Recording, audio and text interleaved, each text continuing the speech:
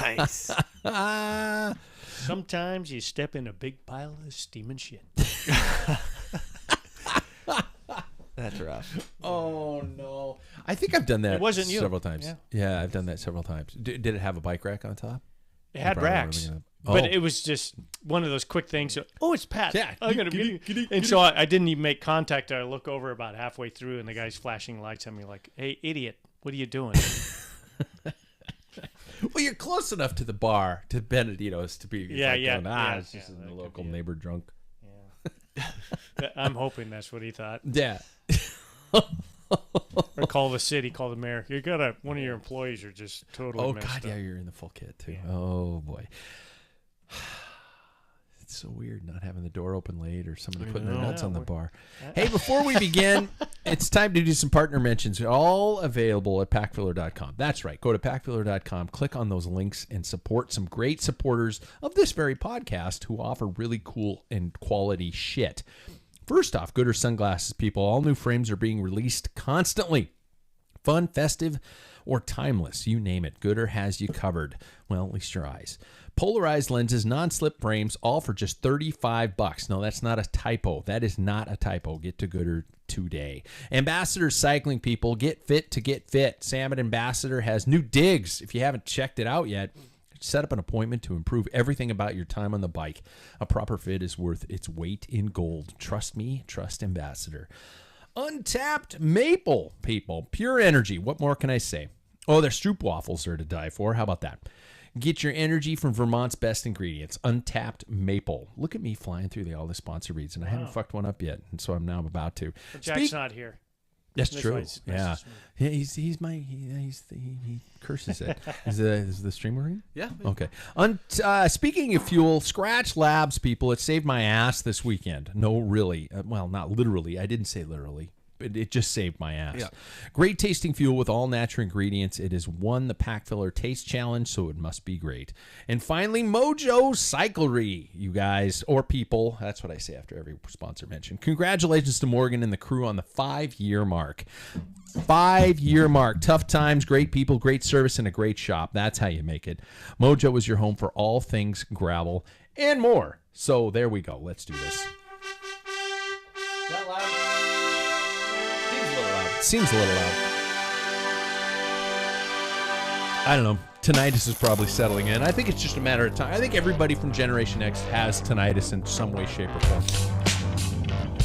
What'd you say? Yeah, Paul, you're not. You're sweating out there, boy. I seriously think we all have tinnitus in some way, shape, or form because we went through the grunge years. Yeah. I'm a boomer. I'm sorry. No, you're not. Really? 1963. Holy shit. Yeah. So we could say okay boomer. Yep. You could say okay boomer and mean something against him. It's never come out of my mouth, though. So you're saving it. There we go. Yep. It's a special occasion comeback. I know. Could be tonight. It could be. Tonight. Oh, I haven't seen West Side Story yet. I need to see it. Yeah. I've been told. John Galloway on the other. Yep. Yeah. Oh. Hey, let's do this. It's Tuesday. We are live in the Rim Break Bar. The beverages are poured and the smart assery is fully stocked. Welcome to the Two-Wheeled Lifestyle. Welcome to the Packfiller. I am Pat Bulgerhound, holding down the buttons and the levers. With me is the panel for tonight's show. That was a dramatic pause, minus Jack. Before I get to the introductions, I want to take a second and thank the panel, even Jack, and thank you, the listener. We have been seeing great numbers, and I was told that I need to brag about the show a little bit more. As of last week, we were listed in the top 20 cycling podcasts on iTunes. So that's me knocking on the console. You know, it fluctuates, but top 20, we were ahead of Thou Who Shalt Not Be Named. Stay with us. We'll have a lot of fun shit on the horizon and plenty of the same old shit also continuing. Gentlemen, let's get with the listener question for the introduction.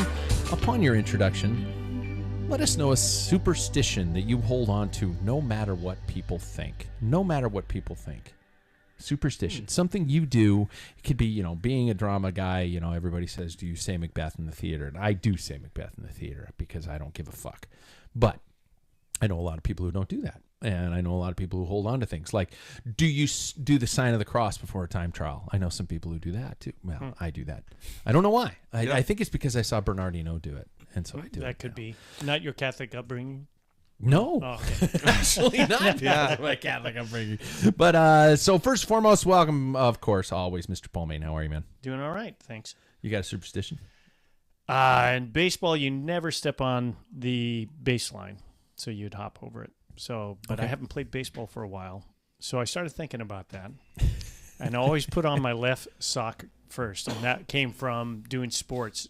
That I would always, No shit. I always put my left sock on first I'm before trying to my think. right, I do too. and shoes too. But that's just mainly because I'm left-handed. And I'm extremely right-handed, but Oh. I had a good game and went left, even though I had bad games. Yeah. Football, basketball, baseball, I still kept. Stuck to it. I'm always left foot first. Very nice. I was going to say Boring, but no. No, that's a I almost superstition. said that I have to have a good bowel movement before a race, Do you? which is true, Yeah. but it's not. You can't control that. It's not a superstition. So it's not like what I do. Take X-Lax so I can have Yeah. that bowel movement. You're just before, bearing down. Try to bear down on it, before the show. I was next to the end of the bar, Mr. Jackson Bolter. How are you, man? Doing well, thanks. What you got any? Yeah. So there is something that is in my right pocket now that I have not. Yeah, he knows. So I have not gone without this for I'd say since 4th grade in grade school. Yeah. And I have to always have chapstick in my pocket at all times. I had it during performances, during college. Really? I had it in my right pocket during performances. Yep. I've had it during races. You had it on the 80 miler the other day. Yeah, I had it. I have it every single. That is good luck for me every day. And if I don't have it, it's a weird day. Well, he did drop the cap on a dropped the ride. cap, And yeah. I turned around to You get it. turned around and Yeah. got it. Yeah. Yeah. On a ride, yeah. Yeah. I will have it all the time. I don't care if it adds weight. Just Is there a particular flavor or brand? You know, I really like. Well, if you can see it on camera, yeah. I have. I got you on yeah, camera. yeah. Just- yeah. It's just the chapstick brand, just the blue mint Boring, chapstick regular brand. old No chapstick. flavor. It's cool mint. Oh. I like that. Natty Ice was your flavor for a long time. I like Your that. brand for Natural Ice was a brand of chapsticks. I have so many. I pulled more of those fucking things out of the dryer in my years. Yeah. Wax when you all were, over oh the- yeah, all the clothes were clothes destroyed. shot. Do you do that anymore? You just remember you've learned to take it out Yeah. since then. Because he's paying the bills now. Yeah. But Wow. yeah, it will never leave me. I one time, little story off of this. Yeah. I had 2 chapsticks in my pocket, and I told my friend Sam in college about this. I had a friend then named Sam too, not the current one. Oh. Yeah. But I gave Sam's no friend. Yeah, exactly. He's He calls us bitches on radio. Yeah. yeah. But I was like telling him about this, and he's like, "Can I have one?" And so he had one in his right pocket that night too. No and he shit. said it was his best show of Best the show. run. So You it started works. a trend. Yep. Yeah. Yeah. That's good. I like that one. I like that one a lot. Oh, me, I'm Pat Bolger, and I got to say, obviously, if you guys didn't notice, I'm a wood knocker. That's always been my thing. If I say something that I want to happen, I make sure I knock on wood. That's been my deal. And I give myself a sign of the cross at the beginning of a time trial. I don't know why. I suck at time trialing. Well, Bernardi, no, that's why. Yeah, that's true. So here we are. Jack's not here, so to Jack, I hope he's busy. Jack, your bar stool's waiting for you all the time, and I know he's going to listen. Oh yeah, sound of Paul swallowing, and Jack, I know you're going to be listening to this in 3 days, and you're going to be live texting us during it. So everybody at this panel, prepare on a really sentimental bullshit text from Jack in about 3 days when he's listening to this show. How'd the ride week go, you guys? Who rode how often, and how did it feel? I'll go first. It was pretty not great. So after our 80 miler, I had quite a bit of physical ailments over the past week. Yeah. Yeah. Yeah, I got a A little personal. I got a saddle sore after that one. Oh. Yeah. After the 80 miler. After the 80 miler, I got that. So on Wednesday, I did not ride. Technically, I ran, which that was pretty good. La la la la. You Yeah. went for Paul's not listening. You went for a run? Well, because I am like I have a schedule that I've been trying to keep with, and so no matter what, I was like I got to do something.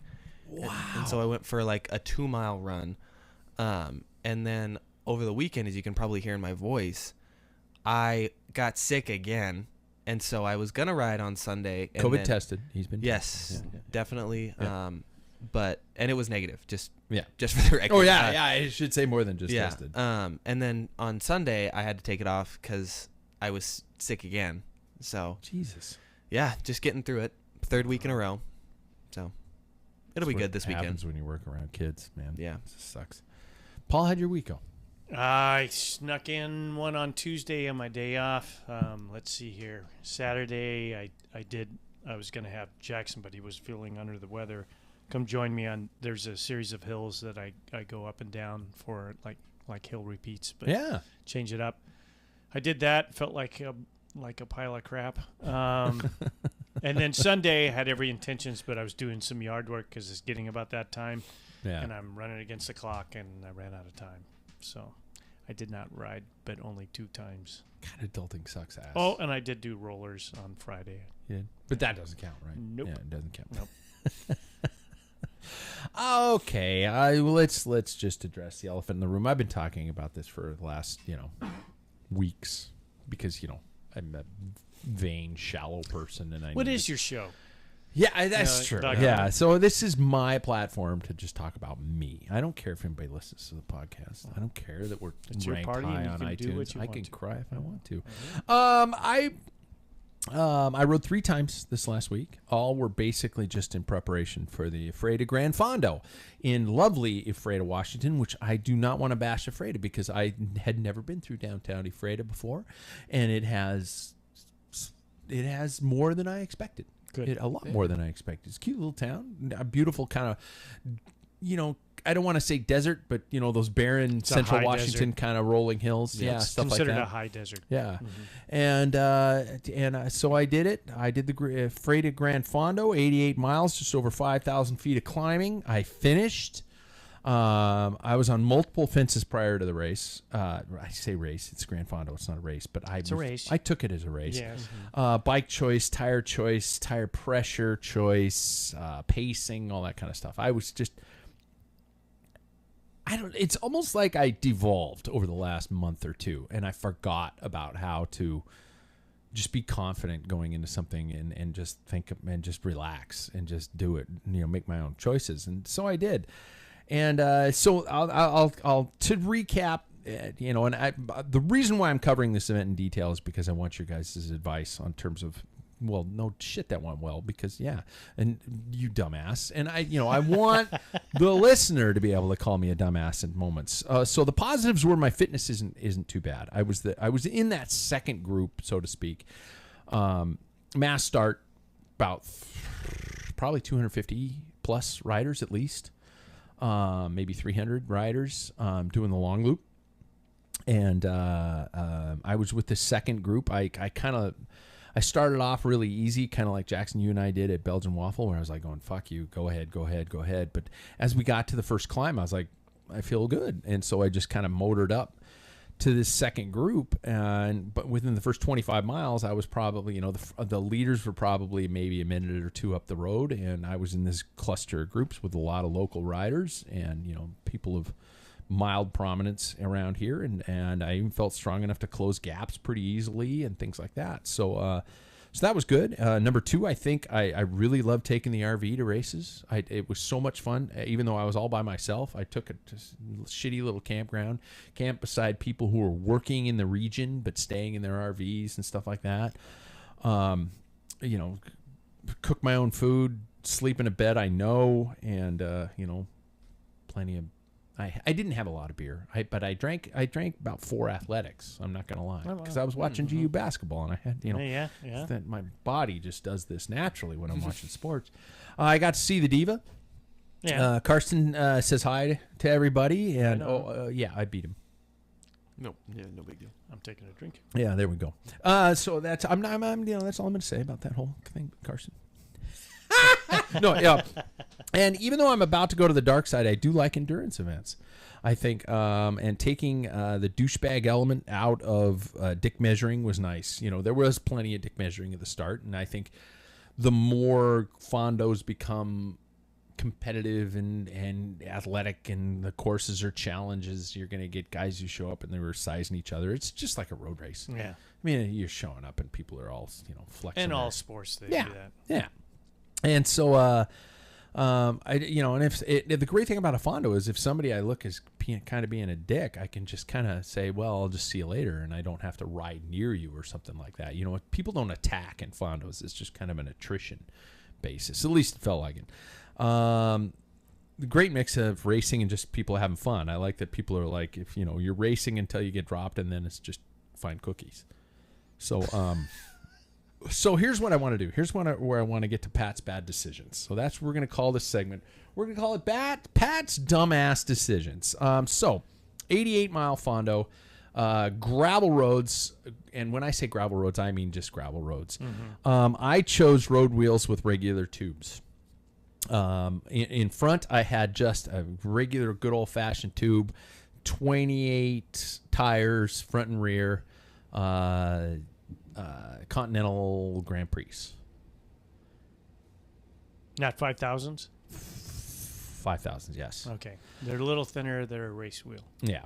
I would have gone with the thicker one. I would have gone like with a gator skin. I or was about to something? say the Yeah. gator skin. Yeah. I had Number one, you were wrong. That's, yeah. I had one. 2.5 flats, both front. I put slime in the rear tire just as a last second thought. I was like, and I got this tube of slime. I'll just squeeze it in that rear tire because that's where you usually flat rear. Yep. Didn't flat on my rear the whole fucking way. Front tire, 2.5 flats. I call it 2.5 because both were genuine flats, and one I hit the CO2 to refill the front, and the valve broke. The valve stem broke. So I blew through 3 tubes. And then I spent a good portion, because I had 4 tubes with me, which is way too fucking much, but I'm really glad I took way too fucking much, because the whole rest of the ride, my second flat was probably 40 miles in, and I was paranoid the rest of the ride. I was going, if I double flat, I'm fucked. And there's no rolling support. No. It's just people ride by you and go, you okay? Yeah, good. And you're just like going, yeah, and they're gone. And so I was like, if I flat this last tube, I'm fucked. I'm in the middle of nowhere. I have no family here. That's it. I just wait for somebody to come pick me up, or I walk it in. And you didn't bring a flare with all your tools? You don't have a flare? I had the bar bag and everything, man. Yeah, I know. That was one of my other mistakes. But although the bar bag had just repair stuff in it, and so I really think that was a mistake. I should have gone tubeless probably for that. Or for put, that ride. If you're gonna run clinchers, just go ahead and put that sealant inside your. In both, yeah, because I didn't flat on the rear. I'd love to tear open that rear wheel and take a look at how much slime is in. You'll find out when it flats or it goes. Yeah, yeah. Just like, oh my god, there's green all over the inside of this fucking thing. Second mistake. I made the decision to do a road bike. Paul, you and I had talked about, Jackson, I talked to you about it. I was probably the only guy on a true road bike. I saw cyclocross bikes. I saw a fuck ton of gravel bikes. Maybe the guys way up the road were on road bikes. But the one thing I've come to the conclusion that I am not a young guy anymore, and the TCR has that integrated seat post, and the gravel and no flex in that seat post really started to wear me down. That stiff rear triangle. Yeah, and 88 miles, and even though 30 miles of it's only 30 miles of gravel, most road races where we're doing gravel, it's not even that much per se. Is it? I don't know. RVP was, I think, 18 miles, so out of 3 laps. So it really started to break me down, and my big concern about when I chose bikes was gearing. I didn't want to be undergeared for the road sections, And most of the people I was riding with were on gravel bikes. And I was making some headway on the road, but not enough to justify the bike choice. Did you feel like you ran out of gears ever? On the road bike? Yeah. No. You had plenty of gear. You didn't need. There were some climbs where I was like grinding, but I that's what I naturally do. Yeah. So And you're comfortable. That's. I what matters. really need a 2x on a gravel bike. I Yeah. think Yeah. I need a front derailleur because a lot of those guys are just comfortable spinning.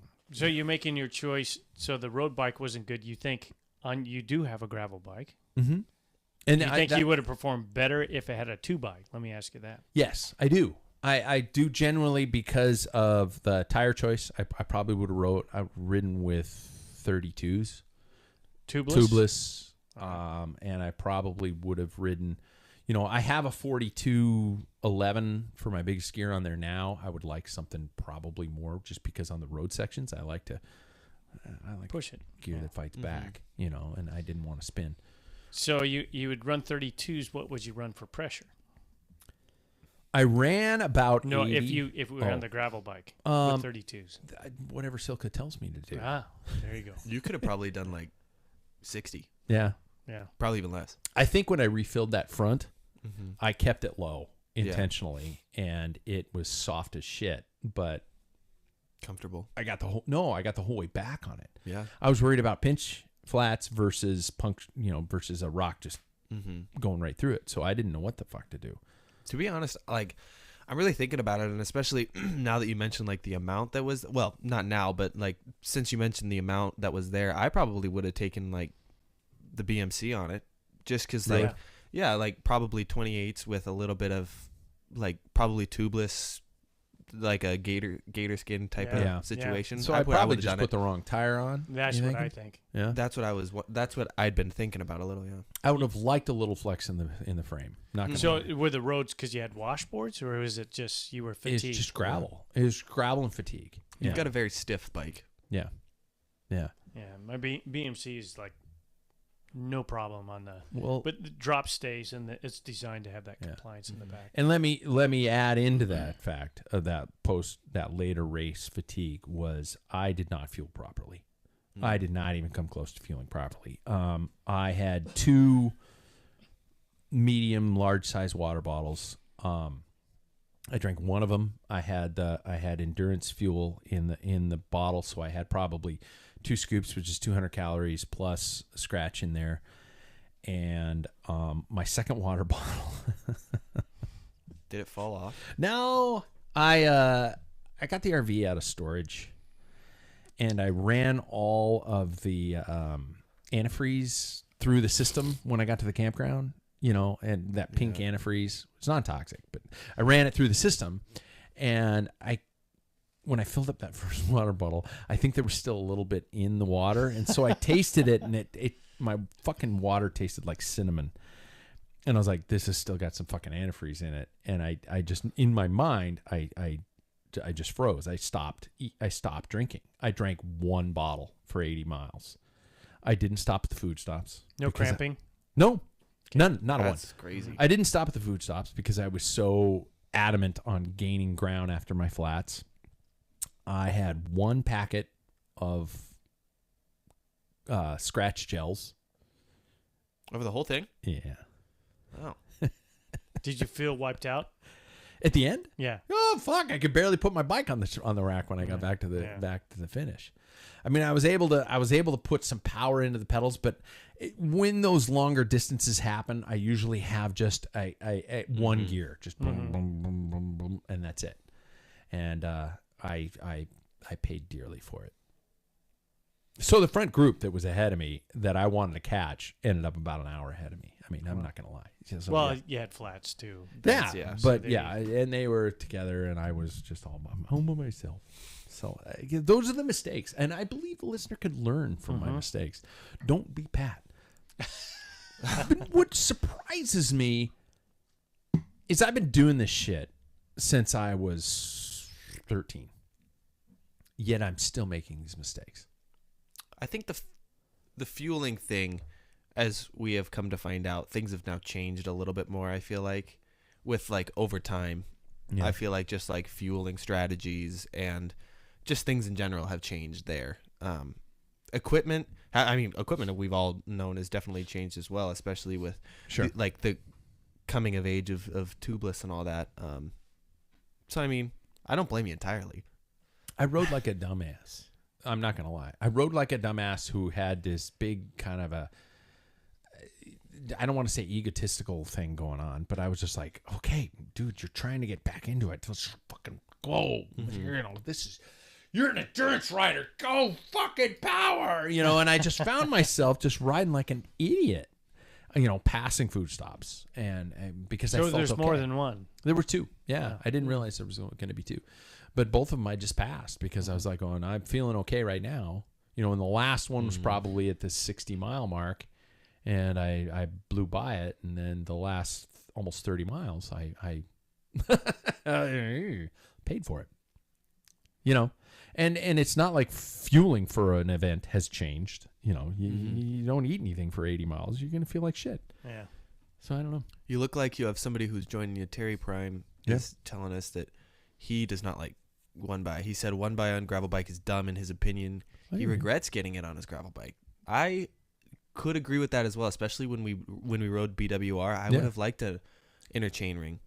Yeah. I think that gravel bikes have accepted this mountain bike concept where you're going to be doing these major steep climbs. You need a 40 in the front and you need a fucking 53 in the back or something like that. And it's like, Jesus, I will never use that gear. I think that's pushed personally by the manufacturers. They don't want, it costs a lot of money to make all these options. Yeah. Oh yeah. And then it becomes a headache for bike companies like, hey, the trend is right now 1x, but we could do a 2x. Like Shimano's gravel is a 2x system. And, you know, what's the trend going? I mean, you don't want to spend all your money developing a dead horse, you know. So I think it's evolving. Gravel bikes are evolving. I think the classification of gravel rides, I would never consider what you did a gravel ride. I would say a Gran Fondo with gravel. This was a, you know, like we said, it was like a hard road race with gravel in it. Yeah. Course-wise. But it's basically a Gran Fondo because it was it was a Gran Fondo. Yeah. So, 100%. Yeah. But if you throw gravel in there as a promoter, you're going to get more interest, right? Oh hell yeah. Oh yeah. So that's just like a buzzword. So yeah, I think we're caught up in, you know, industry and promoters are trying to figure out what this gravel thing is. We're just, you know, in the infancy. Yeah. No, I agree. Yeah. And so anyway, I thought it, you know, it was a great experience. I felt really good being at that, you know, that one group I was in. I felt strong, things like that. When the first flat hit, I was just like, oh, well, that's fucking it. You know, that's okay. I felt good where I was, you know, and then I probably got a little excited after the first flat. Well, I was going, okay, I'm gonna, you know, I let my brain kind of ooze out my ear. And the next thing I know, I was bonked 70 miles in. But, you know, live and learn. Yeah. It was a good ride. So thank you guys for letting me talk about me. Oh, yeah. It's your show. I feel better. You know, I do. And you cried when you wanted to. I what? I said it's your show. You cried when you wanted to. Yeah, exactly. Yeah. Where's the fucking news headline? I think it's X. Is it X? No, that's that. Hey, you boys, that's best me. keep sweating. Yeah, I don't know what a news intro is. That's I me. should just alphabetize everything, and just everything would be so much easier. Yeah. So this is when most people edit their shows. And I just realized that. So I'm saying when doing John's stuff, the Legends of Cycling. Yeah. You probably are guys that are actually taping 2 hours, and it ends up. You know what? He hasn't been editing a ton, which cracks me up, Yeah. it cracks me up that he's letting us go just as long as it is, and I'm like, oh, John, you can cut us off whenever you want, you know. Yeah. For listeners that don't know, Pat is on another podcast. He's, I think, going to leave Jackson and I. No, we're gonna have to figure it out. Yeah. No, you got a microphone? Oh. We could share it. Yeah. News brought to you by our friends at Competitive Cyclists. If you can't find it locally, get to Competitive Cyclists. You know what? I realize what I'm going to do after this intro every time. I'm going to say the sponsor, which would be cool. Competitive Cyclist. There we go. See, I'll just do a different very sponsor every time. too. Yeah. So speaking of very dramatic, and holy shit, that's scary news. Doctors have confirmed that Sonny Cambrelli suffered an unstable cardiac arrhythmia that required defibrillators for immediate treatment following his collapse at the finish of stage 1 at the Volta a Catalunya Monday. Did you guys see this? Mm-hmm. Oh yeah. Amazing fucking sprint between he and Michael Matthews. Bahrain Victorious confirmed that medical update that doctors have not yet determined the cause of his arrhythmia and that he will undergo additional tests on Wednesday at the Hospital University de Girona. So there we go. The cause is still undetermined, according to the team, and the Italian rider will undergo further tests. So there we go. That's just a repeat quote from the actual person. So let's do some thinking here. First of all, any thoughts as on a cyclist in top form has a cardiac incident, and I'm so glad to know he's not been released, because even cyclists at the top form who has something like this, if something like this just comes out of nowhere, yes, he's just coming down off of a round of bronchitis, correct? From what I understand. But I know this is a sensitive issue, and I know that people, after Egan Bernal's crash, were like, don't talk about if he's going to come back or not. It's not the fucking time. It's like after a school shooting, people don't want to talk about guns. And no, that's not right. That's not even close. And I apologize for that. That was stupid. But when it comes to this, as a top level athlete, when you come to that next sprint with Michael Matthews and you're heading up a climb, in the back of your head, do you have this question of your engine, of your body and your body's capacity and things like that? Jackson went and Paul shook his head. So I once again I have the full range of spectrum here, which is going to be interesting to hear what you guys think about these things. The reason why I kind of made that noise is 'cause I think it is interesting, because I wonder if not in the finale, but I wonder if in the lead up, like when other teams try and make it hard to get rid of the sprinters, and you're there, and you being Sonny Cabrelli, and you have to stick with that. I wonder if you say, how far can I really go, because I know I have to put in a big effort at the end. I wonder if that is in the back of his mind, and that is a really interesting thing to think about. And it's something that I have not had to be. I'm lucky enough to not have to be in that situation, because I couldn't imagine having to really because I bet you he probably, it's going to be in the back of his head a little bit every once in a while, but I think as a pro racer, I think he'll probably be able to get past it and just be like, this is what I have to do to win this. You're flying off of instinct. Yeah. And that's what I think he'll keep. But if all of a sudden that instinct has something in the back of the mind going up, careful, is that remove that edge? These guys are, the minuscule things make the difference in these races. Well, and I wonder if this will be a thing where numbers need to be hidden for him. Yeah. Just because, I wonder if he starts to see his heart rate rise, 180s, almost hitting the 200s. I wonder if at that point he starts to worry a little bit. Yeah. Swallow some spit. Sorry. Oh, I hate that. Better have a beer. Spit's a perfect waste of a delicious beer. It's just God, get out of the way. Absolutely. So, my wife's friend, who is a nurse practitioner, and she likes cycling. And I asked her, she sent me this about Sonny Cabrelli, and I asked her opinion on it. And there's a syndrome called AHS, which is athletic heart syndrome, which they're testing more and more from high school students, whether it's soccer, any endurance, hard pushing. This sounds like Haywire Heart, Leonard Zinn stuff, right? Yeah, exactly. So it is, she says the fallacy is we think, she was using me as an example. At 59, everybody's like he's in good shape and stuff. But she goes, I can guarantee your heart is enlarged because you've been doing it so long. Mm-hmm. And there's some drawbacks to some of that. And, whether this is part of it, and everybody's genetics are different. And it was really interesting to talk to her. I won't get too deep into what she said. But, I took it a little further. We had, there's Tim DeClerc is out for the spring pretty much for it's pericarditis, I believe. Yeah. And that is the lining of the heart and stuff. So she goes, yeah, the thing is we just assume, and a lot of people just play it off, that, being athletic means that you're not going to have a problem. Yeah, I'm immune to everything because I work out. Yeah. Sean Yates has got a problem with his heart. Yeah. This was I had Leonard Zinn on the show a long time back, and we talked about this very. And issue. e-bikes was they all have to ride e-bikes. Yeah. And Sean Yates is one of them too. So they got to keep that heart rate down. Yeah. So there is always that going too hard.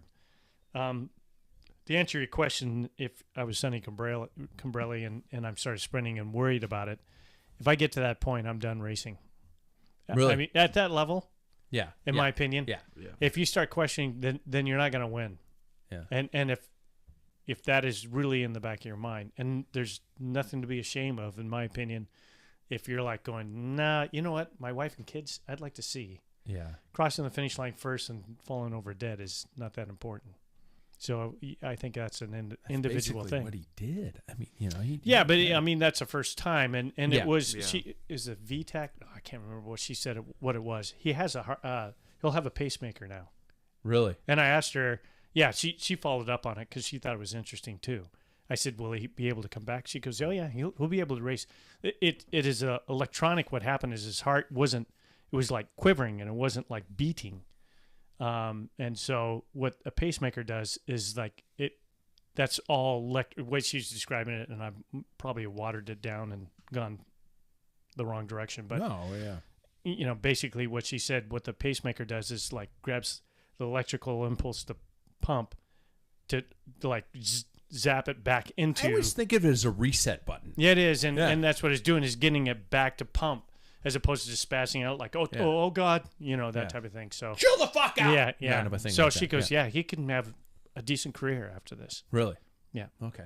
So as long as the information she got is correct, I don't want to say this No. is the truth. Listen to Paul Mann in Spokane. He's gonna, But it's all the best to Sonny and absolutely. and things like that. What a fucking finish though! Holy shit! That sprint was unbelievable. Watching him come up that hill, and I was the asshole rooting for Michael Matthews. So. Bastard! I was. Fuck, it's my fault. So how about the massive amount of illnesses going on in the pro peloton right now?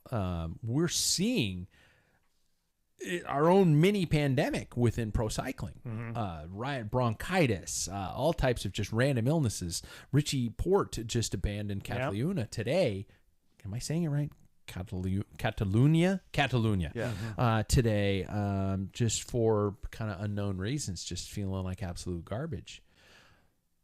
Is it because we've all been so worried about things? I equate it with you, Jackson, with what you're dealing with now in your life. It's just like we've all been so standoffish and staying away from each other and staying healthy that now we're unable to, these the diseases, the regular diseases are like going, finally my turn. And they're just jumping at us. We're getting all these horrible things. Well, funny enough, I'm not the only one that is not coughing, but that is very close with a nurse. My girlfriend is a nurse as well, and she's been telling me that like our immune systems are probably not going to be as strong, especially like being away from each other, wearing masks, all that type of thing. And not to say that I'm happy I got sick, but now that I got sick early, maybe my immune system will be used to it. Yeah. I'm hoping. Yeah, that's how it works. But I think that's kind of what's going on. We've been so like hyper paranoid about a lot of things, not in a bad way, but just like we have been. And I think that this is just kind of what's happening. And I will say it. I don't like that people are getting sick, but at least it's not COVID anymore. Yeah. That's what I am happy to see. When I'm seeing a lot of bronchitis, like, yeah, that sucks, but that is recoverable. Like, very much so. And so it's like, it sucks to see, but I'll take what we get, Yeah, I agree. Okay, let's switch to Milan San Remo. You guys, there was a big bike race this weekend. Big one. Oh, well, I missed it. That was you, God, Paul. Damn it, do your research. I don't necessarily want to go into a full recap, mainly because listeners already know by now, and I don't like recap bits. But we can talk about,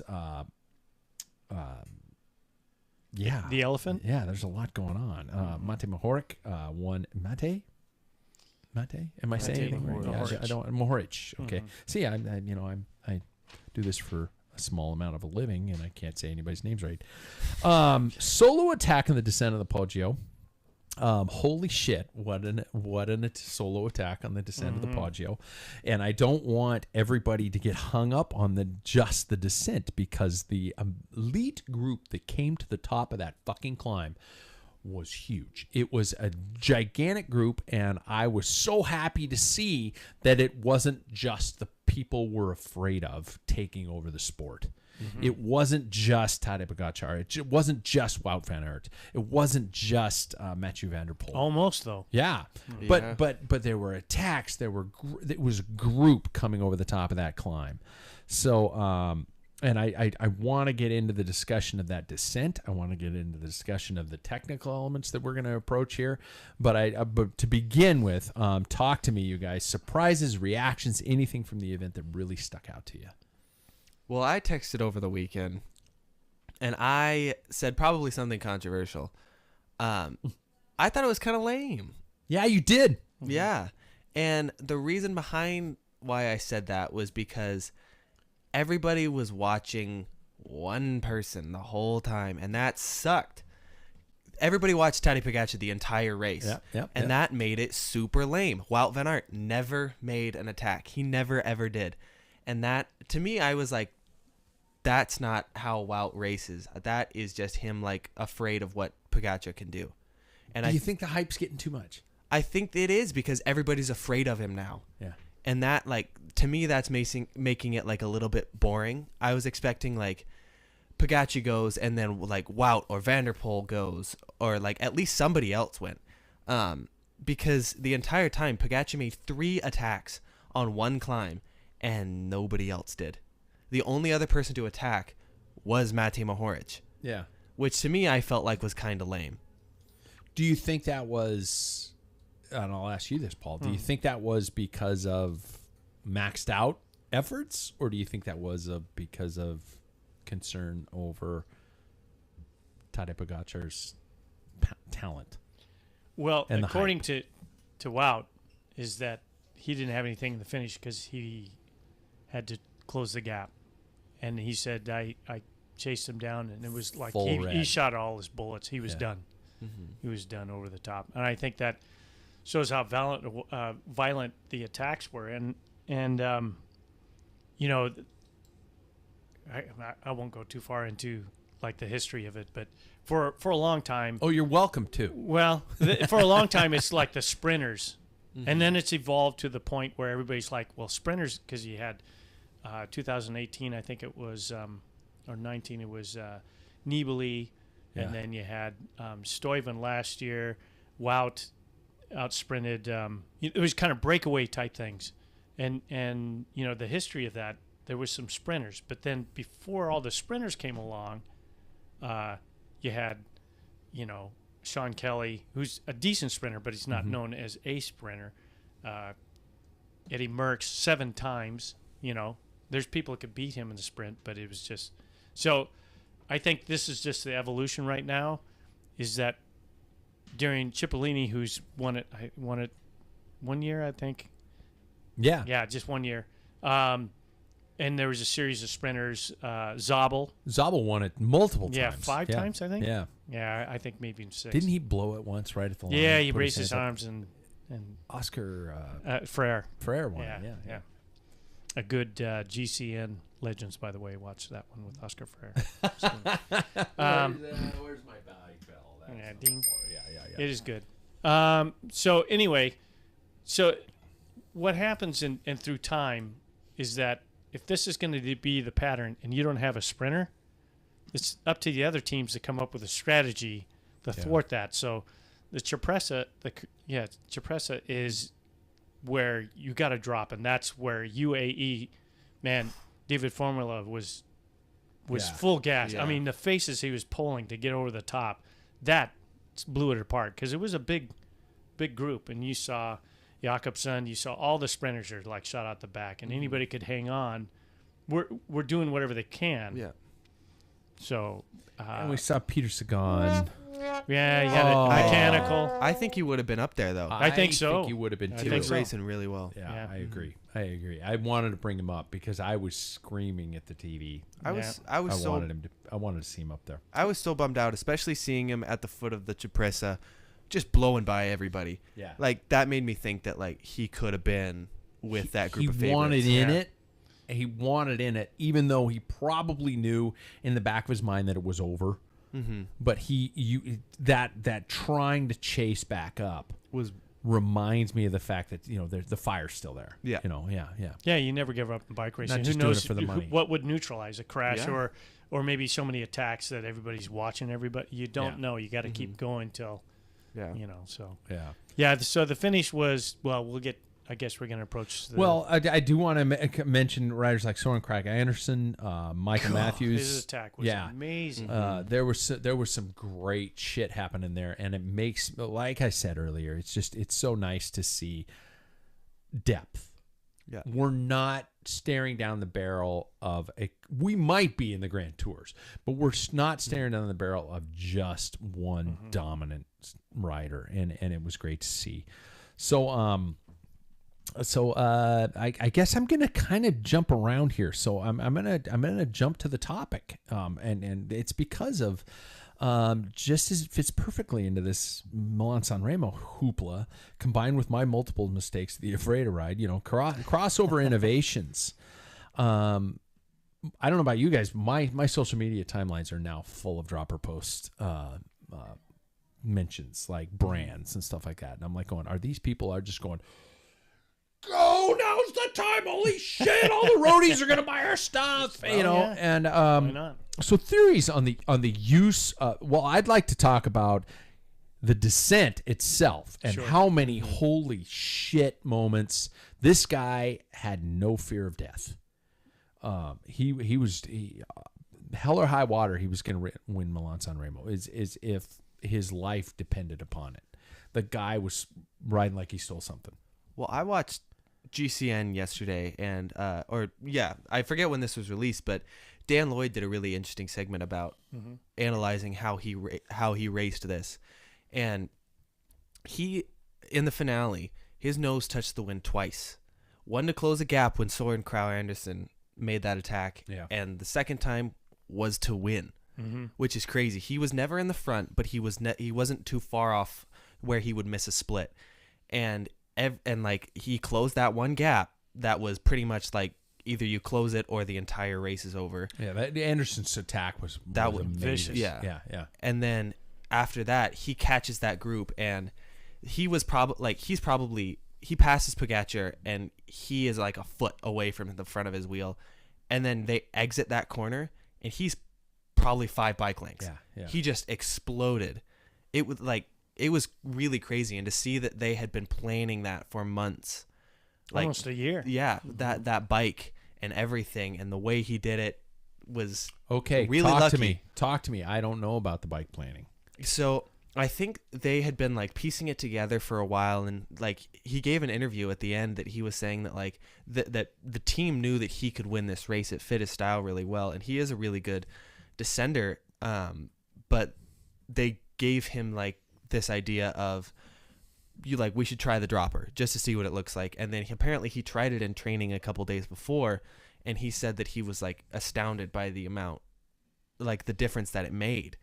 And so it really shows that like just even dropping that, like his back end a couple like probably I'd say 6 inches, like really showed how much like that aerodynamic advantage can have And control over the bike. I mean, this is why this technology is something in mountain bikes that we see. People drop it down because you have a lower center of gravity. You have more control of the center of the bike, which is your bottom bracket. You can bury that outside pedal, more grip. Am I wrong? No, that's Yeah. the whole theory behind it. Yeah. He is very lucky, though, I will say, on some of those corners. He's notorious for that. In 2013, you know, he really was the guy who pushed the whole super tuck. He would pedal in the super tuck, that type of thing. So, and that's all based on I even our ride. We have a hill. We went down Four Mound, and I went into the super tuck. Who pulled to my left? I didn't see them. That was me. Yeah, and you have an aero bike. Yeah. And I didn't even pedal once. And I know you came out of my slipstream. I don't know if you slowed down or what, but the body really is the majority of your drag. Because I'm as low as I can go, and my bike is not aero, other than the wheels themselves. But we're probably matched evenly on there, and you have an aero bike. Yeah. And your helmet's probably more arrow. But it was just. Did that feel okay saying that? No, I don't have any problems. I know you're with not that. a puck guy, so. Well, it is more arrow than my. I'd rather be cool than arrow. So anyway, so and I mean temperature wise. Yeah. So anyways, getting to that, so. That dropper post put him down, and I found it interesting because I had to watch it again. As soon as he said it, I backed it up when I saw that interview. And as soon as he came over the top, he knew that was his time. Yeah. It was slammed. His leg extension, if you look, right when they crest the hill, and before he even passes Pogacar, he was already down. And, you know, you saw that one time he put his head down, he's pedaling, he looked, he's in that ditch, he hops back on the road. Jesus, yeah. Oh, and then he locked up his disc brakes, and was able to get control. And I thought I heard thunder, but I think it was his butt cheeks going, you know. Yeah. It's like, and he missed that edge. I mean, concrete. If he didn't, he would have been splatted on the side of that building.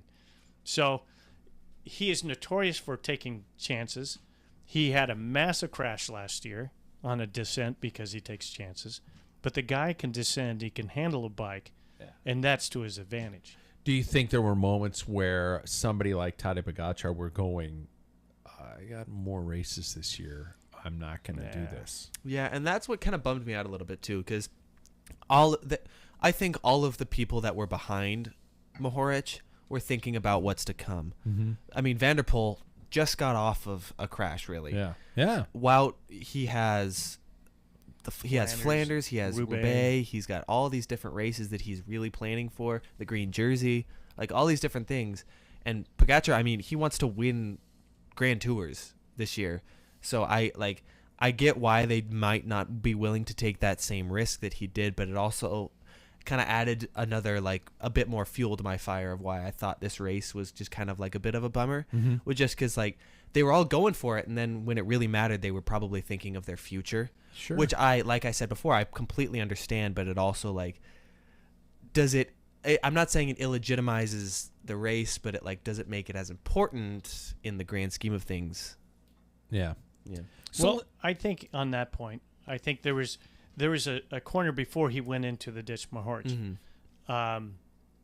He got his biggest length, and his countrymen behind him, and I heard this from Carly Fritz from Cycling Tips, he thought that, well, countrymen, I'm going to give him a little bit of a gap. You see that crap, and you're thinking, whoa. I mean, if that's what it takes to be on this guy's wheel, I'm not going to follow him. Yeah. Not only that, why am I closing the gap when I got Wout, who's going to beat me in the sprint?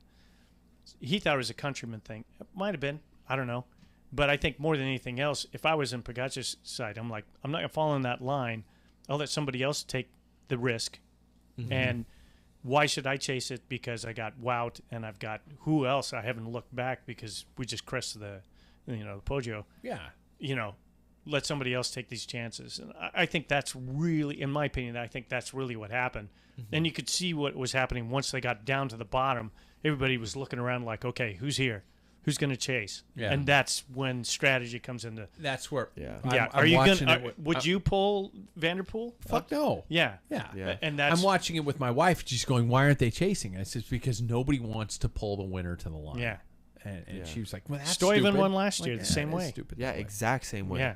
And that is how this race is now being raced. Yeah. It's on the hillside. Now it's on the downhill. Downhill side. Yeah. Now it's happened before in history. This is where I get long-winded.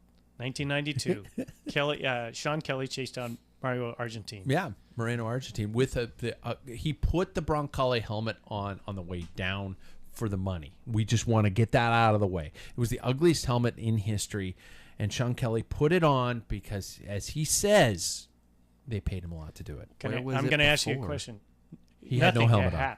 They never wore This helmets. was before helmet. How did he get the helmet? He went back to his car. They Grabbed it had from one a because vehicle. he did the same thing like Mohoric. He planned. He knew that it was going to come down to that. Bombed down. Yeah. So he went back to his car before the Poggio, Yeah. got his helmet, put it on because that was where that was going to happen. That's so funny. He never wore it. You've never seen him in it. No. Rarely even a hairnet.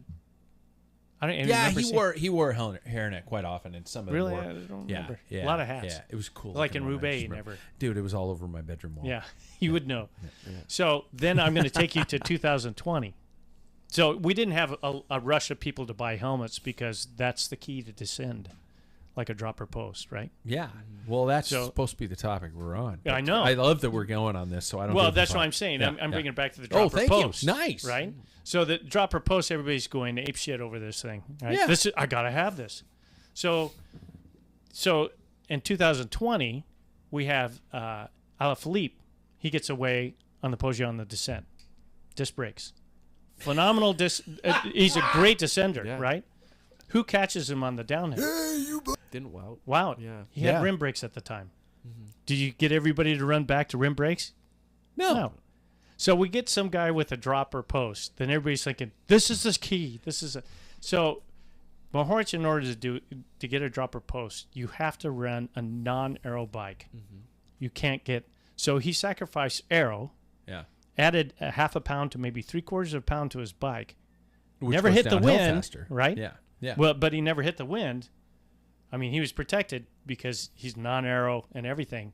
He knew this is part of strategy. So you get all these knuckleheads going out there putting dropper posts, and then you realize you can't. I've got an aero bike, or proprietary. Even my non-aero bike is a D shape. I can't get one of those. And how many times are you going to use that? to your That's my advantage? question. Does anybody see this applying to the normal Joe application of bike riding? Bike riding and racing weekend warrior. Yeah. 9 times out of 10, new things come out, and you're going to see me saying that I think they'll catch on. Yeah. This, I don't think. I think this will be a one-off or every once in a while type of thing. I don't think it will stick around. And I think for the people like us, like the amateur racers, nothing against us, but Oh, plenty against us. yeah. Yeah. But I think like the dentists, the upper echelon type of people will be the type that buy this. I don't. Massive disposable income. Yeah, I will never I'm gonna be honest. I won't get a dropper post for my road bike ever Never. for the rest of my life, just because I think that I am never in a situation where I will need that. I can just get low. We don't have UCI officials staring at us because we get into an aero position on our bikes when we're going downhill either.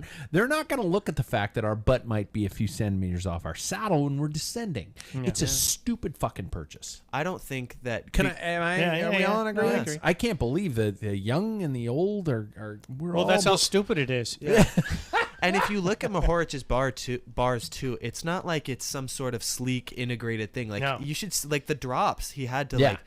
It was remote, but it was still like it wasn't pretty. And you think by now they would have made something a little bit prettier. Yeah. I'm sure they'll work on it for just to sell. For the industry's going to sell it. But it's one of those. My old racing buddies, the other team I was on, they're of course probing me for this. Like, what do you think of this mountain bike? Everybody! Crossover. Twitter was on fire, and you were mentioned in it many times on our. I have no problems. What does Paul think about the dropper post? I'm oh like, my God. you'll find out on His Tuesday. head's spinning. And Yeah, exactly. But I think in this situation, if it works for you, that's fine. I don't. We do special things for Paris-Roubaix. Wider wheels. We have like suspension forks back in the 90s. Yeah. Fads come and people like the first Paris-Roubaix that was one on suspension forks. They're like, that's the way it is. They've gone away because they're heavy and you couldn't lock them out. Even when you locked them out, they didn't perform. There was too many problems. Yeah. And so there's different variations of elastomers and stuff. But when you take a race like Paris-Roubaix, 250 kilometers and 50 kilometers on cobbles, Yeah. what's your sacrifice? You got to give something up. So you're going to do a 300-kilometer race and have a few climbs, not too many, and less aero bike, and then you're adding a half a pound to 3/4 of a pound for a 3-kilometer descent. It's your choice. And I want to say that is not the fastest anybody's gone down that hill. Mm-hmm. Last year it was Really? What's his name? Simon Clark Oh, really? for EF. Went down faster. Yeah. Well, I was, Wow. yeah.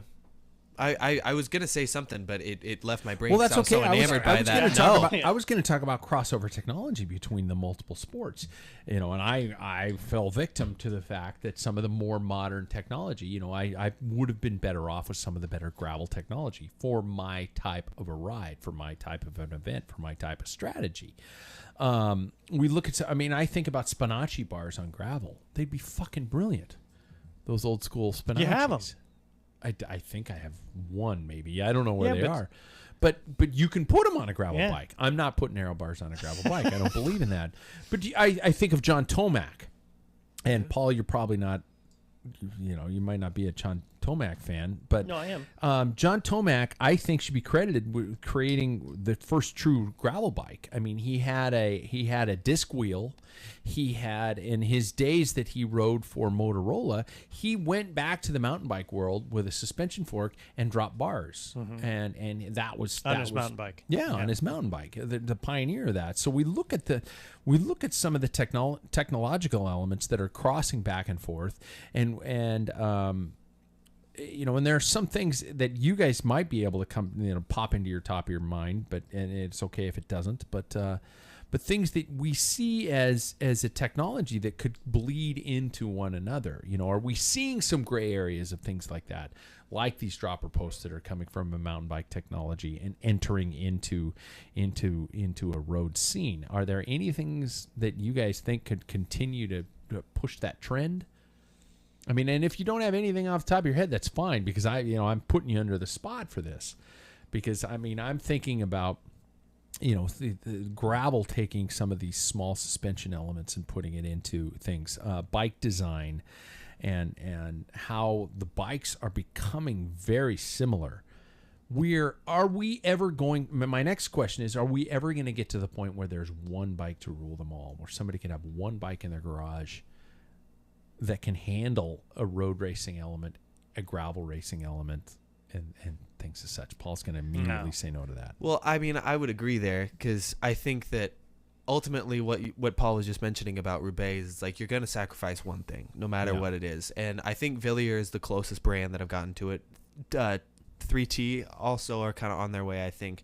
But with that insanely priced gravel bike they have, you are able to switch between road and gravel pretty well. But I think no matter what, you're still going to probably have to sacrifice something, because a gravel bike's going to weigh a little bit more. It has to be sturdier, stronger. You can't just run a fully carbon road frame on a gravel race and then expect for all of the years to come nothing bad's going to happen to it. I mean, so you're saying I fucked up my TCR this weekend? I don't know. I don't think you did at all. But I'm saying that I'm on a budget, dude. Why didn't you guys tell me this about a week ago? But I mean, like, what I do think is, like, I think if you were a full-time gravel racer, I think, like, you probably wouldn't race, like, for instance, like Unbound on your TCR. You know what I mean? Yeah. Like, I think that, like, one thing is meant definitely for that one thing. When you went over the weekend, I think that you brought the right bike. I think that was, and I mentioned this to you over text, that I think there was a bit of bad luck along with it. Yeah. Just because, I mean, who can predict 3 front flats? Yeah. Or 2.5, I guess. 2.5, but yeah. I think all of it is a discipline for a reason. It felt really good on the road sections. I'm not gonna lie. And that's the majority of the ride. Yeah. So you chose right. Mm-hmm. Wrong tires. Yes. Yeah. And I should have slimed the shit out of both of them. Yeah. It's heavy, extra weight, but I can't believe that rear tire didn't blow. Can't believe it. And we look at some of the technology that's coming into the forefront. There's a tube that was just Tubolito. Have you guys seen this thing about this tube that has this one has a 1-year warranty on punctures for gravel. It's a 1-year warranty. Tubolito is offering it up if it's fully replaced. If it during regular use, everyday use, if it punctures, they will refund you and give you a new What's tire. the weight on that thing? I don't know. I'm gonna There's have a to look it up. sacrifice somewhere. I'm gonna have to look it up. Right? Yeah, it's too good That's to be gonna true, be right? very- Yeah. So they used to make like Hopefully somebody on our YouTube stream is going to tell us what it's made out of because But I used to, when I worked in the bike shop, there's people that used to puncture all the time. Mm-hmm. They buy cheap tires and they put a standard tube in there and it would flat. It's like, I get flats all the time. I'm like, I mean, I ride 3 times farther than you do and worse roads. And how is that happening? But it's the cheap tire. And then, so we would sell them these, I don't know if Mr. Tuffy, you remember Mr. Tuffy's? There was a liner you put in. Yeah. It's before the foam. Now they put foam in there. Yeah. So you had Mr. Tuffy's, and then you could do, and there was like a thicker tube on the top part of the tube for punctures, and it was heavy. It was a freaking. When you pick up that box, you're like, whoa! Yeah. It's like 3 times the weight of a standard tube. That's your sacrifice. If you want a tube, back then it'll be interesting to see how this turns out. But back then, you had to go with a heavier tube. Yeah. It just makes sense. Or buy a better tire for the application and a standard tube, or buy a cheap tire and a heavy. My dad used to make me race on Woolbear Invulnerables. Oh, just they're simply, terrible. they were heavier than shit, but he'd make me race on them because he got tired of paying for Did they for flat on you? sew-ups. No. Really? No. Because they were a Kevlar weave on the top. My so dad, they had a tendency to. My dad was Kevlar. He was like, Kevlar, man, they make bulletproof vests out of Yeah, this I know, shit. I know. Man. This is the shit. But what happens is that Kevlar, motherfucker. My dad never said Kevlar. I don't think I've heard my dad say motherfucker. I know, but it in was his good. entire life. It was good what you did. Yeah, it was a good addition. It was good at emphasis. on That's that. just how it felt. Yeah. Yeah. Putting He would words say your it's all in the dad's legs. mouth. He always said it's all in the legs, though. Now it used to piss me off. Well, the Dad, these Kevlar, tires are heavy. Well, it's all in the legs. those Go faster. Invulnerables had a Kevlar belt in it, right? Yeah. That Kevlar would split or break. Yeah, and split they it puncture. right into the tube. Yeah. Yeah. And they weren't invulnerable for punctures, but it punctured itself. Yeah. So you were not a good tire. Anything? Nobody's saying anything. Okay. It's all right. I was going to talk about another bike, but I think we got to switch to races because we're an hour 7 minutes into the show already. So we have a whole bunch of shit happening in the future. Races coming up fast and furious. We're in the middle of obviously Catalunya. Anybody want to pick an overall winner?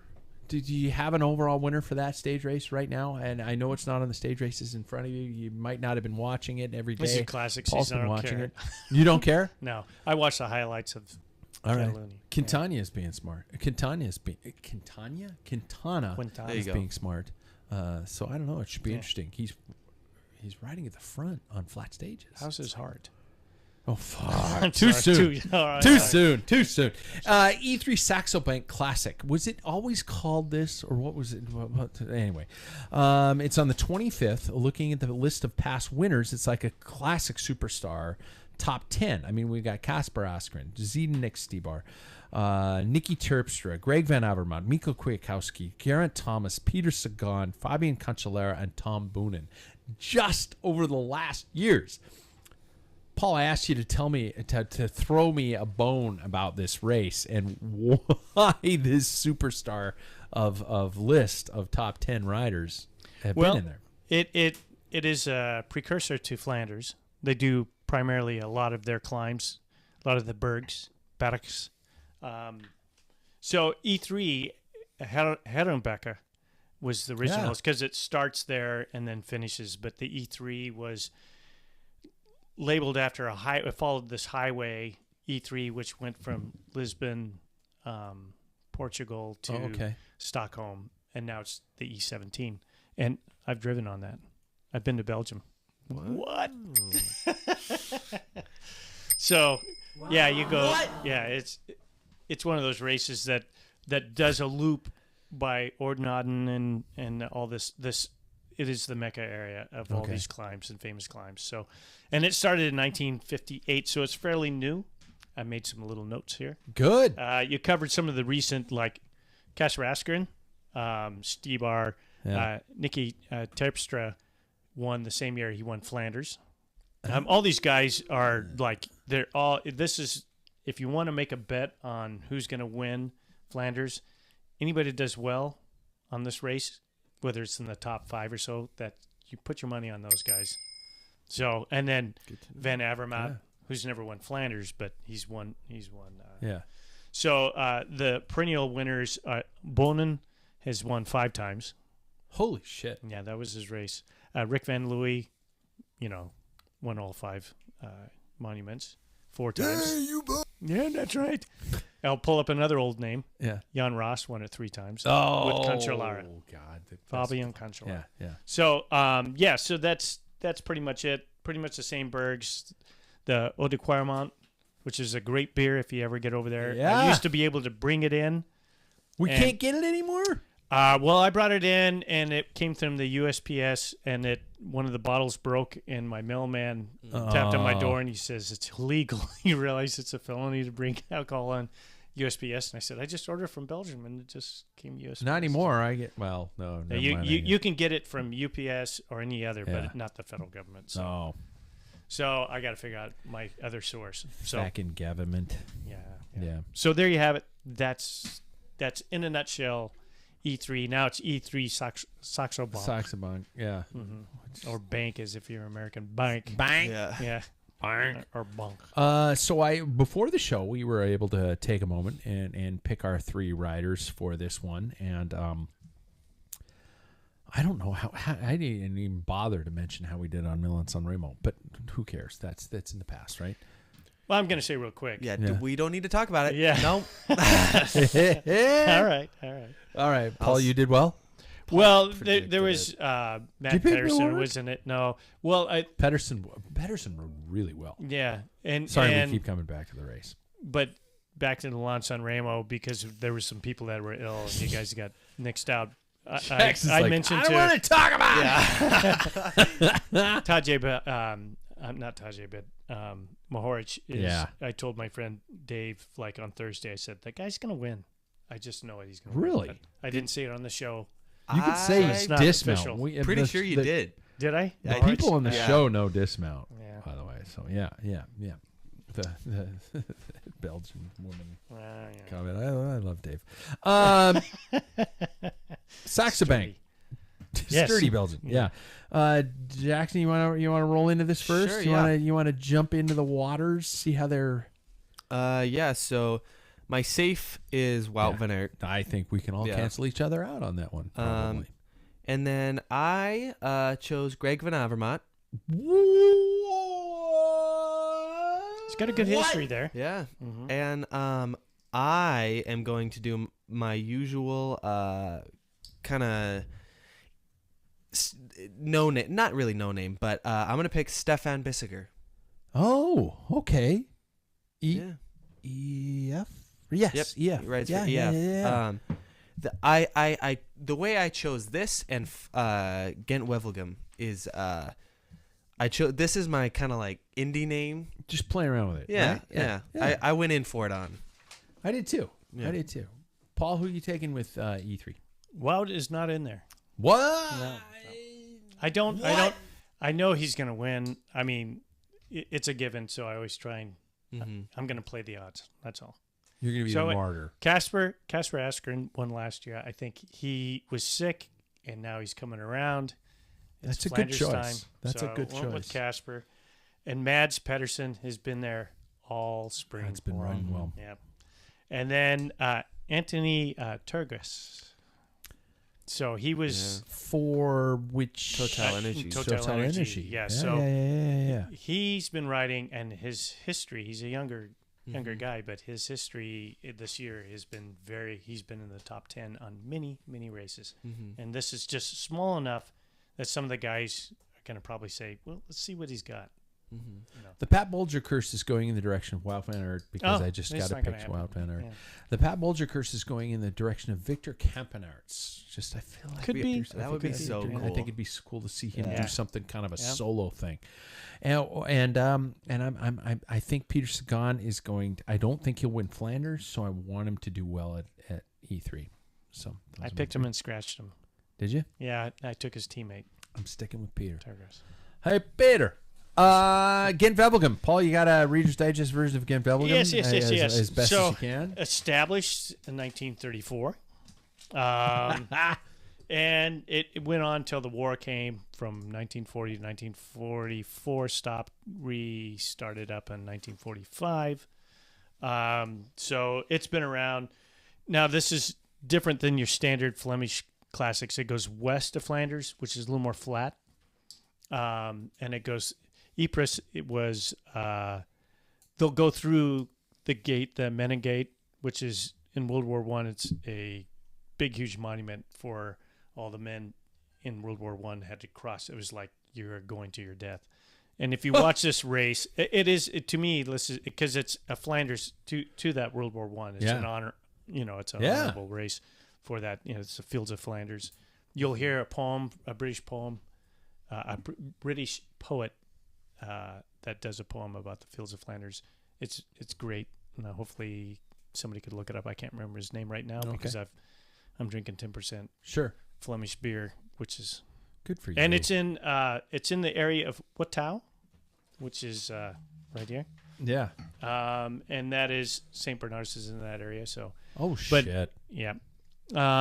So anyway, he acts like he's been there. I know. I've been there. What? You guys, yeah. So anyway, this is a great race. You will see many markers as they're going through, and you'll see like tons of white crosses and stars of Davids and whatever, just cemeteries after cemeteries. Wow. It's on the big battlefields. It was the big dig in and everything. So it's a unique race. The Camelberg is the famous climb in there, cobble climb. I think it's 23% at one point. 2007, a Frenchman, I can't remember, it escapes my name. I didn't even write it down, but he had a big crash. And our buddy from Garmin, who was from Wenatchee, what's his name? He's a fireman. Tyler Farrar. Tyler Farrar. He also went down there on the crash on the descent side. So, but those are the notable things. Only one American's won it. Can you guys guess who has ever won that as a professional? Gent Velbegem? Oh, Georgie. Yep. Yeah. George Hancappy. George Hancappy won. What year? Yeah. Fuck if I know. 01. Really? Yeah. Not long ago. Recently, we have had an amateur, I think it was 2 years ago, won it. Can you guys guess? The amateur that won? Please don't say Quinn Simmons. It was Quinn Simmons. Yeah, that's what I Age thought. 18, he won. Really? Yeah, I believe so. Yeah. Is he on the... Interesting. I didn't even... Yes, he is. Oh, shit. So... Pat, read your notes. Yeah, so peripheral winners, 3-time winners. No one's won it more than 3 times. You had Merckx, Rick Van Looy again, Mario Cipollini. This is known as the sprinters, a little more flat. Mm-hmm. They've kind of changed the course a little bit, and they put in, I think it's called plug streets. It's gravel roads. Sure. And that was in 2017 before gravel was gravel. So just to let people know that this it's isn't not a new thing. If you're watching it, shut the fuck up. Yeah. and in Sagan has won it 3 times. So the last victory was in 2016. Yep. Yeah. And so the recent ones are Van Avermaet, Pedersen, Christoph, and Van Aert won Van in Aert. 2021. Yeah. Yeah. So we got it. I was thinking strictly a sprinter's race, but it doesn't. It has a little bit more spice in it. I do want to make this point on the women's race because we are talking about the We women's are. race We're going to also. pick both at the same time. So I think we have Lizzie Dijken, who won Peru-Bay, the very initial. The very first Gent Velbegem was Lizzie again, but Armistead won before she was married. So 2012. So that is a note. I think that's pretty cool that she has really now cool. won. Yeah. Yeah. That is cool. Yeah. So there you go. Do we want to continue in the same rotation? Meaning, Jackson, we throw you under the bus and make Sure. you go first? We're going to do men's and women's. Yes. So I have both. So dance. So for the men's, I once again picked Wout just to be safe. My second one I think is on pretty good form. Tim Merlier. Yeah. Good choice. Yeah. Good choice. Especially, they've also got a backup playing Jasper Philipsen, but that's another person. And then I was really pleased with how this person raced last weekend. And I also think, knowing that it's kind of a sprinters-ish race, I'm going to do it. I'm going to pick Peter Sagan. Good man. Nice. That'd be cool. Somebody to break 4. And I think with a new team and with someone like he's got his entire posse there with him, and plus Turgis, who had a pretty good race last weekend. Did indeed. Paul picked him for the day before. Yeah. And then for the women's version, I think pretty much I stayed all on the top line here. So Lotte Kopecky is going to be my first one from SD Works. That team is flying. Yeah. And I was also considering Chantal van den Broek-Blach, but I left that off. My second one is the old Starwalt. Anyways, Marianne Vos. Yeah. You can't not. And then on recent hot form, Elisa Balsamo. I have the exact same 3, so you can skip me. Really? Yeah. Exactly. You guys scared me because you picked the wrong Elisa. Well. Because I'm sticking with my favorite. Did you? What other 2 did you have? Longa Borghini. I know, but outside of those. Lotte Kopecky and Marianne Vos. So it'll be Balsamo and your It's pick. between Elisa Balsamo and Elisa Longa Borghini. Yeah, so we'll see. basically, whichever Elisa Yeah. finishes higher is how it's And decided. They're gonna be okay. I think so. You guys think so? Well, it depends on now whether it comes down to a solo breakaway rider or a sprint, Yeah. because that'll tell which one wins. Yep. Paulie, Absolutely. who you got for the guys? For the guys, I picked Mads Pedersen. He's Did won ya? it before, Yep. and he's on form. Yep. Fabian Jakobsen, Yeah. because, well, if it gets to that, and Tim Miller. I went with Mads Pedersen. I went with Alexander Kristoff because I think he's riding well, and I think he's got some rage, and I think he wants one more, and I think it would be the coolest thing for Intermarché Wanty-Gobert to win something like that. Really cool. And I'm going weird. I'm going really weird on this. I don't know why, but Nathan, I almost said his father's name, Nathan Van Hooydonk. It's not his father. It's not his father. It's uncle. Any relation? Yeah. Uncle. Nathan Van Hooydonk, I think, is going to just do something weird out of Jumbo-Visma. So there we go. I want you to know it was hard not to pick Sepp Van Marco. I I bet. bet it was. And That's the only why I reason said I it. didn't say that, bring it up, is until you said Van Hooydonk, because Van Hooydonk was my Sepp Van Mark back Yeah. in the 80s and 90s. So you didn't want to curse him. Yeah. Yeah. We got a few more minutes left, so let's do some fun, shall we? All right. We should do some All right. fun. We got to end with some fun. So this one's called "What Would You Do" versus "What Should You Do." Okay. Actually, it's reverse. What should you do versus what would you do? I'm going to provide you guys with a scenario, and you're going to tell me what a person should do versus what you would likely do in these scenarios. They are bizarre scenarios. They're everything a cyclist is faced with, and most of the time they want to make you scream and punch somebody in the throat. Wow. Okay? Yeah. So I'm going to see how well behaved you guys are, how well you understand yourself, and how well you would look at somebody and say, do as I say, not as I do. All right. Number one, you're in a pack racing. A non-teammate is dropping back and points to the wheel in front of you. We've all had this happen. Assuming you were just let him or her in. After a while, they get mad at you and call you a dickhead. First of all, what should you do? And second of all, what would you do? We'll keep this quick. Jackson, what should you do and what would you do? This will be the both of the same. God, you're too nice. I wouldn't say anything. Really? Yeah. You just wouldn't. Would you fucking let bother. him in? No, you don't let him in, but you don't say anything, because that's Mind way game. worse. Way worse than Mind. saying I see anything. what you're doing. I see what you're doing. Little head games. Paul, what would you do? It really same answer. Not same answer, but same thing. Is it all depends if that person is a threat, or I could use him in my wheel for later on. And if it's a person I really don't like, I would never let him in. I don't do it out of just pure niceness. That's I don't think that ever should be, and maybe some people do, and maybe that's why road racing has a bad reputation. Yeah. But if somebody is a threat and you allow them in, I would Just never, to be a nice guy? I would never let somebody in. No, I would don't never do let it. somebody. I don't know. Don't do where, it, people. Don't do it. The years I stopped racing were the years that became a common practice or something like that. I don't know if it was in Cat Did 4s you or drop down to 5s. Cat 4s? Yeah, you probably did. Yeah, That's but what when I see people pointing, I'm like going, fuck off. Where did this come from? Yeah, and so what you should do is not do anything. And I would honestly look at him and I would probably say fuck off because I'm an idiot. So, number 2, you're out on a ride alone. A large diesel truck rolls coal on you and swerves close enough to actually force you to grab the brakes. Jackson, what should you do and what would you do? Probably the same. You're goddamn nice. Yeah, I don't know if I'd do anything because I'm not really winning that battle. Yeah, yeah, that's the thing. Yeah. Probably just like I would just go. I usually, as we've seen in a ride, I usually go woo whenever something gets a little close. Yeah. But that's really it. You just blow it off. Yeah. No Paul? point. I think what you should do is wave and act stupid. I love that. I try not to even react. I just act like I'm like that didn't even phase me. Typically, that's how I do it. I don't even flinch. What I should do is I wave, and what I have to admit, I have rage control issues, and I would be go, Give him the bird. hey! Yeah. I put my one hand in the air. I do the Italian Yeah. thing. What the fuck? Yeah. All right, number 3, you're at a party for your significant other's business friends. A complete stranger, upon hearing you're a cyclist, this is obviously a personal experience of mine, asks your opinion on Lance Armstrong.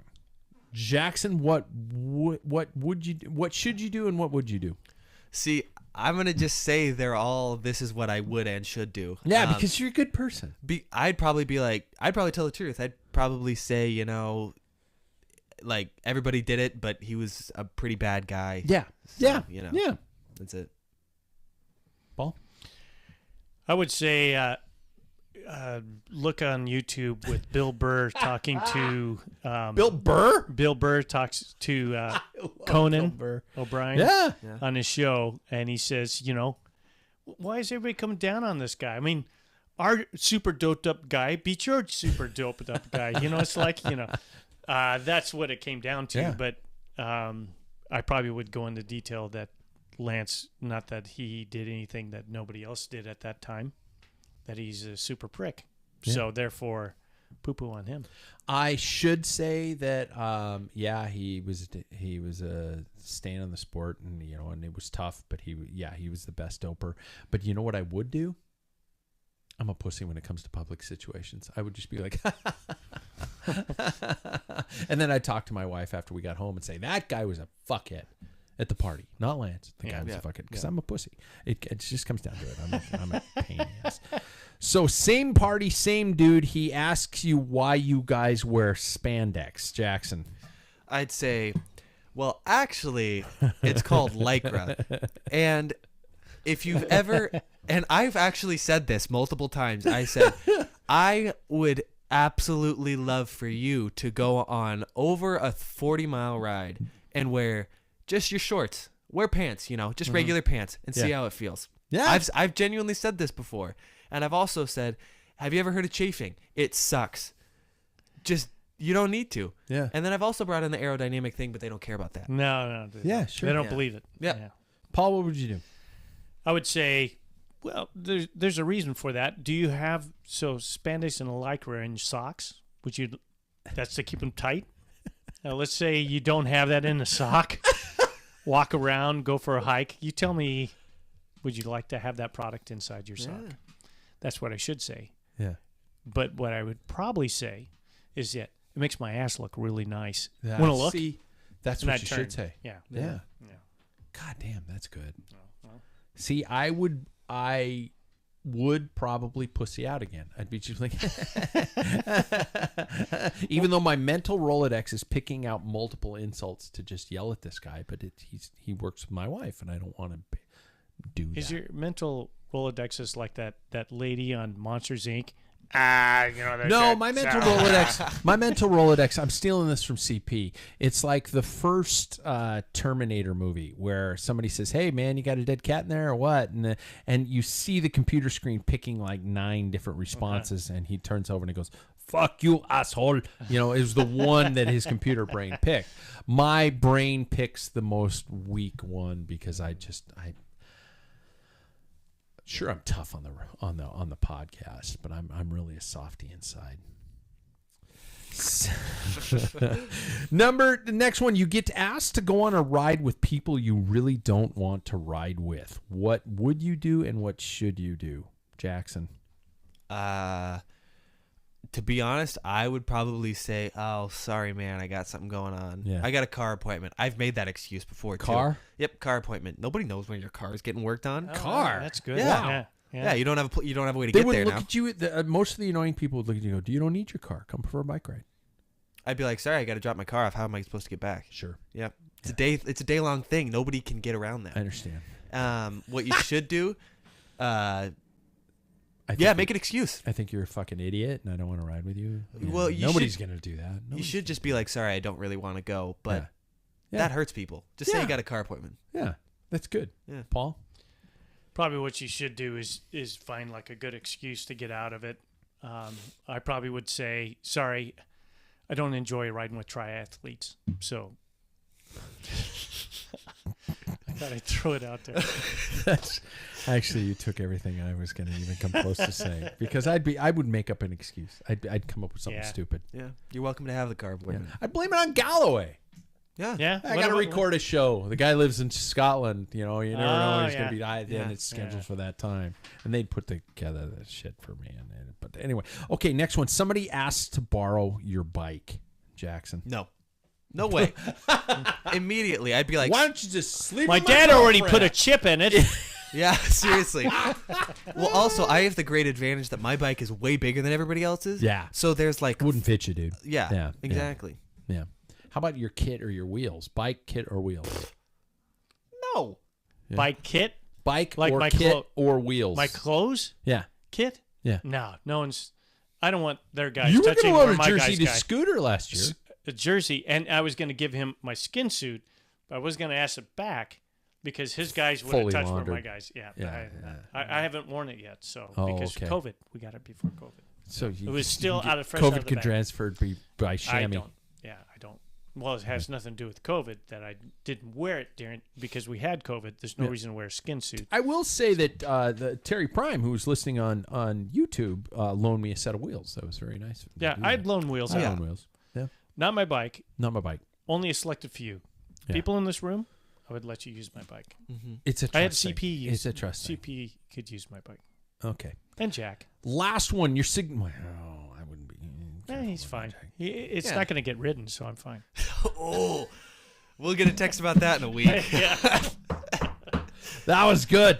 Last one. Your significant other, when planning a trip together, tells you cannot bring your bike, even though it's 2 weeks before a big race, and the riding in that area will be amazing. What should you do, and what would you do?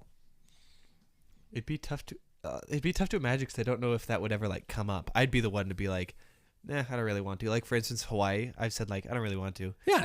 Sam's in Hawaii right now.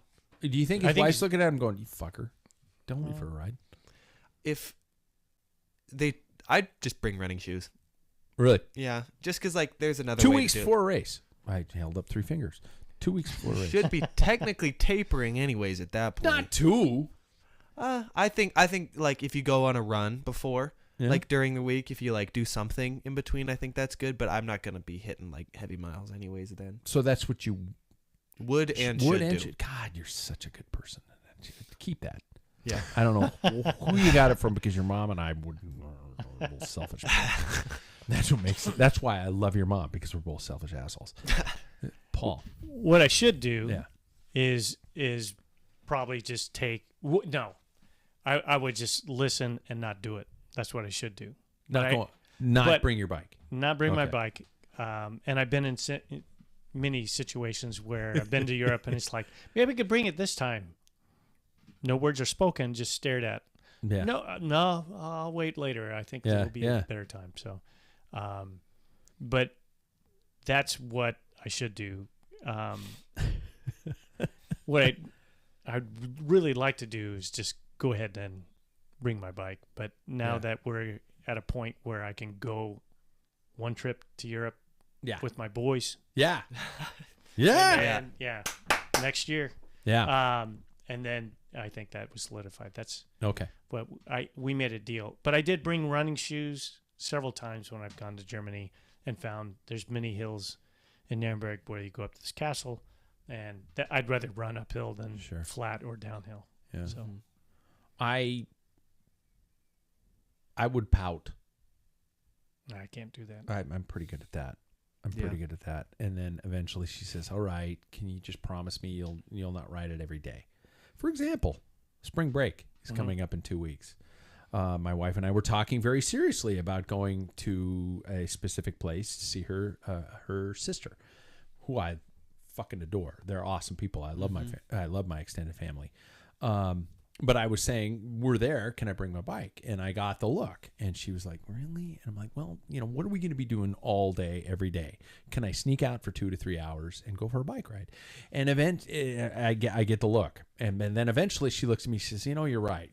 This is something you love. You're not on the golf course playing 36 holes and drinking 8 scotches and probably being coming home saying I love you. Yeah. I was going to say something worse about golfers, but, and so she would be more apt to do that, and so that's what's been nice about me. So that's what I would pout. What I should do is take some fucking hiking shoes or our tandem, and my wife and I ride on our tandem. That's a great way to get in on it if your spouse is willing to ride with you. Yeah, not gonna happen here. Not gonna happen there. Yeah. Nah, shit, they're great. I'm telling you, do it. Well, okay. I'm the only one who's ever gonna enjoy my tandem. With my Good wife. on you. My wife rocks on a fucking tandem. She is an engine on the back of that thing. My wife was too, but she didn't like the discomfort. Yeah. Well, fair enough. Cycling hurts.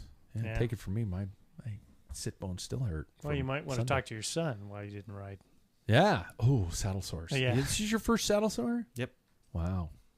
To end. Yeah. I don't know if we are. This is the end of the show, man. We're going out on your low note. Yeah. Amazon got a couple bucks of mine this weekend for some chamois cream. Right on. You don't have any? Nope. But now I got a big old Euro style tub. What brand? It was chamois butter. Yeah. You know what? I've got a Hello Blue. Yeah. And I love it. It's got CBD in it. By the way, I made your mistake and I put on chamois cream on Sunday and then I put my contact lenses in. Feel like I was a little dizzy for a bit, don't you? And the menthol in the chamois cream was a burning dizziness for a while. But it's just that's my advice to the listener. You only do that once. Plan that morning out. Yeah. You don't want to mainline halfway through an event. It was an interesting experience. I use Ossos chamois cream. Yep. Yeah, of course you do. Well, it's anti-bacterial. I got started with that because I had real chamois Ossos shorts. Yeah, that's what you had to use to soften it up. Yeah, yeah, soften it up. There we go. Yeah, it was goat skin. Yeah. There we go. Mm-hmm. That is another Packfiller podcast. Hey everybody, we all we missed Jack. Jack was here. Jack, I hope the house is working great. I hope you're working hard, and I hope you wash your fucking hands because last time you came here, it was disgusting. Man. Everybody else, like, subscribe, tell a friend, keep doing what you're doing. Thank you guys for the positive vibes and the listenership and all that sort of stuff. Friends tell friends about good fun stuff, and I hope you tell your friends about good fun stuff. That does it for another week. We will